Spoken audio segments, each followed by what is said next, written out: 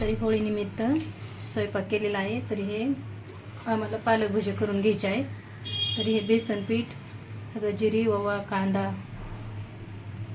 सोडा कोथिंबीर लसूण ते सगळं टाकून पीठ काढून घेतलेलं आहे. तरी हे असे छान असे बाजारातून हे आणलेले आहेत पालक.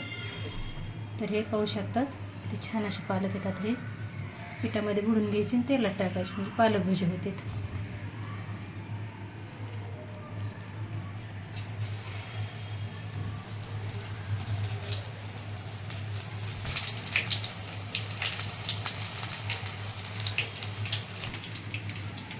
असं दोन्ही अंगाने पीठ लावून घ्यायचं, असं तेलामध्ये सोडून घ्यायचं.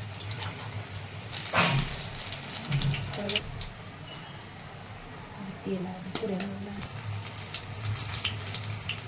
तेल